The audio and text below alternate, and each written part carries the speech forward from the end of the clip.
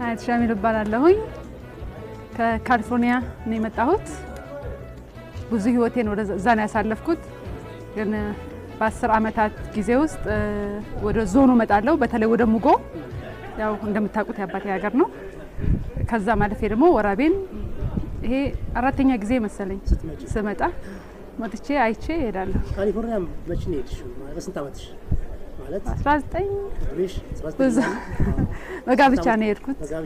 ብዙ አመታት ተሳደፈያለሁ እዛ ምን እየሰራሽ ነው በንግድ ላይ ነው ያለሁት ልጆች አሉኝ ብዙ ጊዜን ልጆች በማሳደግ ነው ያሳለፍኩት አሁን ልጆች የተለልቅ ናቸው ይመቻል ለመምጣት ራሳቸውን ያስተናግዳሉ ማዘር እንዴት ትገልጫቸዋለሽ በአባትነት ለኔ ነው ብዙዎቻችሁ እንደምታውቁት ብዙ ልጆች አላቸው ስለዚህ ከሁሉም ጋር ያለው ግንኙነት የተለየ ነው ብዬ አስባለሁኝ ለኔ እንደሱ አይነት አባት አላየሁም ላለው በተለይ ሴት ልጆቹ ላይ በጣም ብዙ ጊዜና ሰዓት ይሰጠን ነበር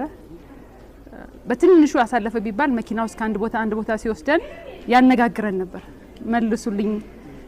በእኛ ባህል ያልተለመደ ሴት ልጅ አትናገር በሚባልበት ጊዜ እሱ ግን ተናገሩ ጥያቄ ይሰጠናል እኛን መልሳለን ዝምን ስለምን ዝም አላችሁ ይለን ነበር ትዝ ይልሻል ግን አሁን እንደዚህ የስልጤን እሳቸው እዚህ አካባቢ ያላቸው ስሜት ሁኔታ ትዝ ይልሽ ነበር አንቺ ታውቂ ነበር ማንነቱ ላይ የነበራቸው ስሜትና የእሳቸው የስልጤነት መንፈስ ውስጣቸው ላይ ያለው እናንተ ታውቁት ነበር ያኔ ምናምን ታውቂበት ለሁሉ ሰው የምናገረው ነገር አለ ብዙ ሰው ኢህአዴግ ያመጣው ነው ይሄን ይላል እኔ ግን የትግሉ የጀመረው ኢህአዴግ ከመግባቱ በፊት ነው ብዬ ነው ማምነው እኛ በስልጤነት ነው ያደግነው እስከ ስልጤ ያግቡ ስልጤኛ መናገሩ ቋንቋውን ትንሽ እንትን ሊል ነበር መሰለኝ እንጂ አሁን በመግቡ ጤፍ የለም ሲባል ቆጮ ብሉ ይያለ ያሳደገ እና ስልጤነትን አውቀን ያደግነው እኔ የደርግ ልጅ ይባላለሁኝ እኔ ግን በስልጤነት ነው ያደግኩት ኢህአዴግ ከመጣ አይደለም ትግል የጀመረው ያው አዲስ አበባ ረጅም ጊዜ አዲስ አበባ ነው እኔ አዲስ አበባ ተወልጄ ነው ያደግኩት አዲስ አበባ ተወልጄ ያደግኩት ትልልቅ እህቶቼ የተወሰኑቹ ሙጎ ላይ የተወለዱት